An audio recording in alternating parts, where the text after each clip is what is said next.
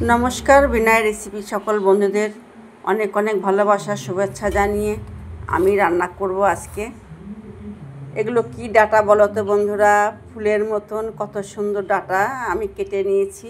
এই ডাটাগুলো কাটতে আমার আজকে অনেক সময় লেগেছে ফুল ডাটা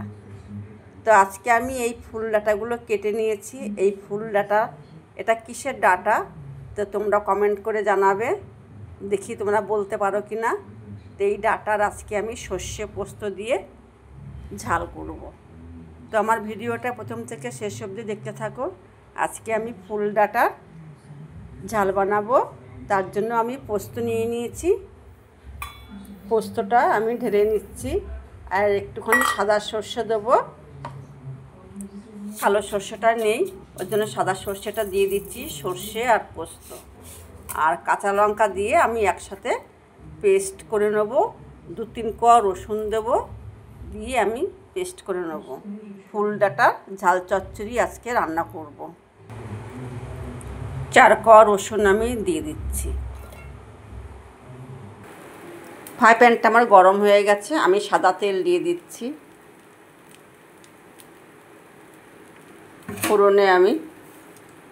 শুকনো লঙ্কা কালো জিরে ফোড়ন দিলাম ফোড়নটা আমার হয়ে গেছে ডাটাগুলো আমি ফুল ডাটাগুলো দিয়ে দিচ্ছি কত সুন্দর দেখতে হয়েছে ফুল ডাটাগুলো তো বন্ধুরা আমি চলে এসেছি আবার রান্নাঘরে তো আমার ফুল ডাটার সর্ষে পোস্ত দিয়ে ঝাল করব তার জন্য আমি অল্প পরিমাণ হলুদ দিয়ে দিচ্ছি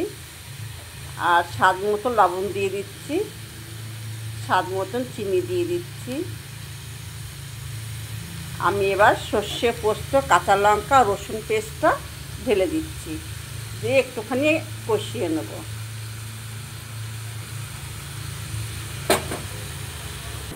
ফুল ডাটার ঝাল চচ্চড়িটা আমার হয়ে গেছে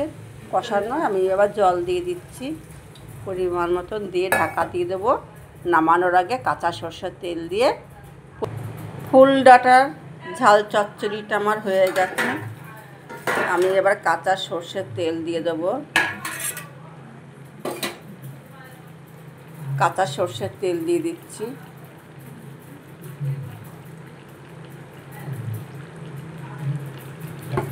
আর একটুখানি ঢাকা দিয়ে রেখে দেবো ফুল ডাটার ঝাল চচ্চড়িটা আমার হয়ে গেছে নামিয়ে দেবো আমি এবার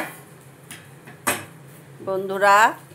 আমার ফুল ডাটার ঝাল চচ্চড়ি হয়ে গেছে নামিয়ে দেবো গ্যাসটা নিভিয়ে দিলাম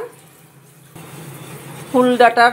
ঝাল চচ্চড়িটা আমার হয়ে গেছে ভিডিওটা ভালো লাগলে অবশ্যই লাইক কমেন্ট শেয়ার সাবস্ক্রাইব অবশ্যই করবেন তো রাখছি বন্ধুরা আবার কোনো নতুন ভিডিও নিয়ে তোমাদের সামনে আসবো তোমরা ভালো থেকো সুস্থ থেকো টাটা।